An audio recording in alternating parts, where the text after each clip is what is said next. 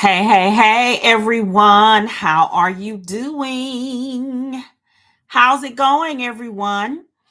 I wanted to come to you and talk to you briefly about family archives and about preserving our stories.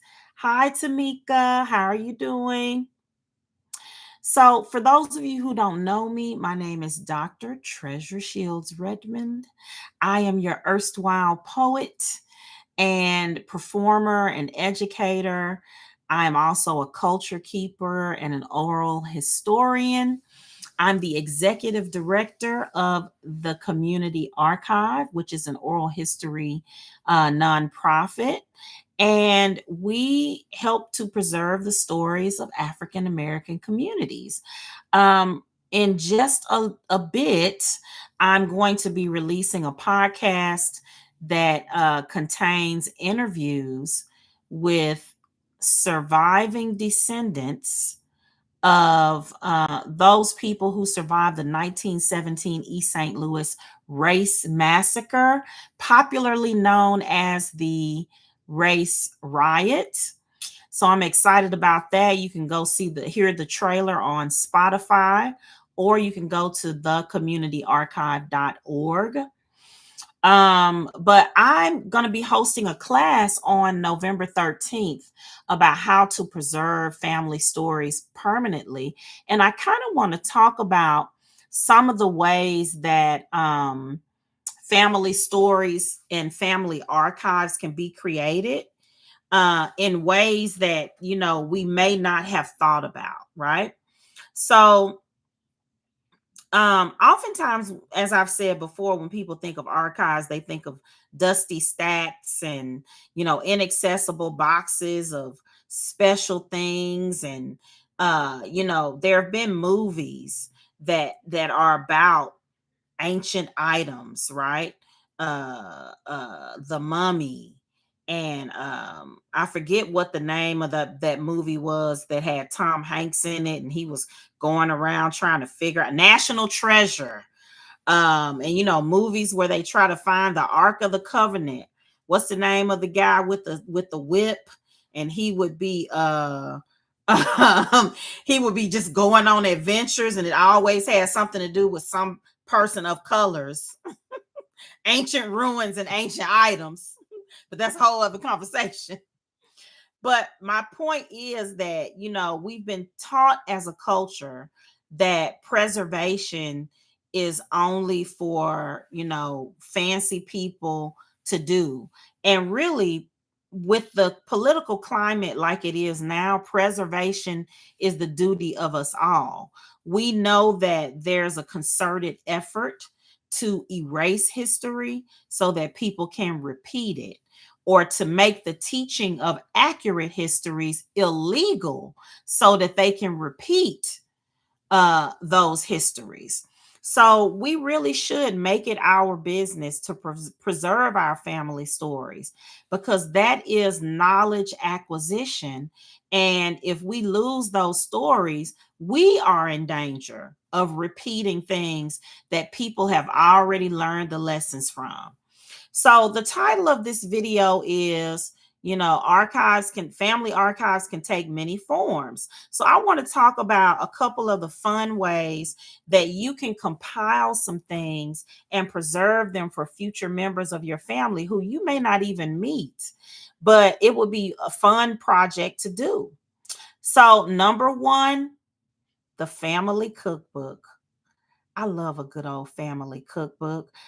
All over the country, you can go into thrift stores and you find junior league cookbooks and different cookbooks from churches and that sort of thing. And I just think it is an incredible idea to go throughout your family to the elders and preserve some of those incredible recipes and compile them into a book.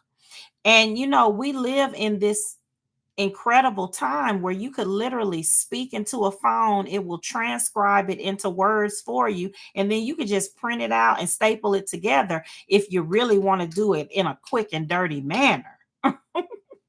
So I think of preserving recipes, as I think of my surrounding communities, both of my home communities, Meridian, Mississippi, and East St. Louis, Illinois.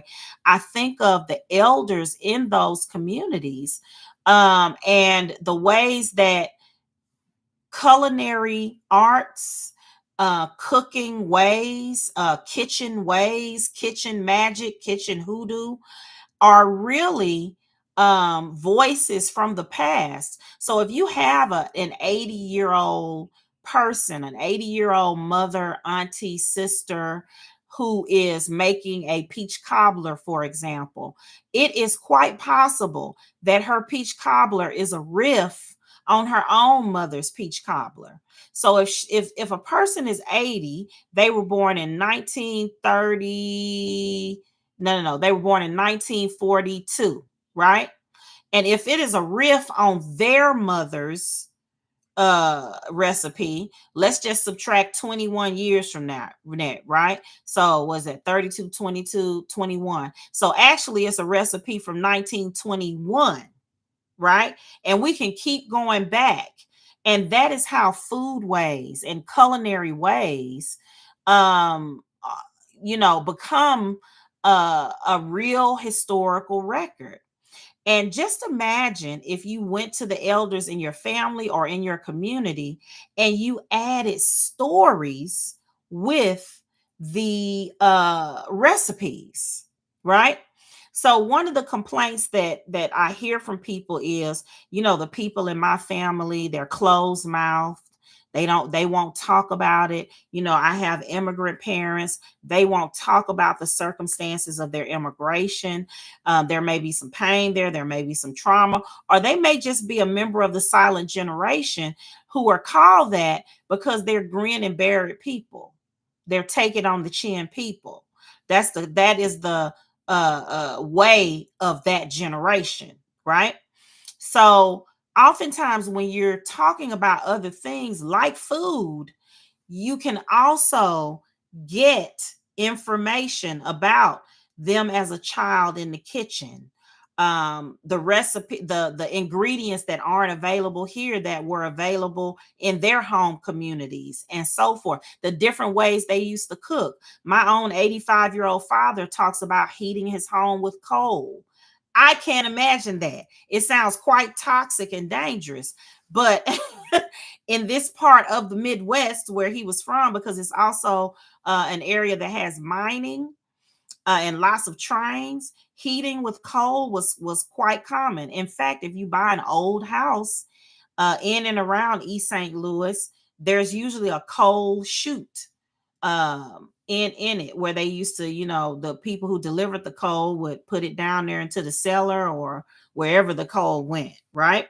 So collecting recipes and stories that go along with recipes is a great way to preserve family history, right? Most of us have known of an older person in our family that saves the obituaries.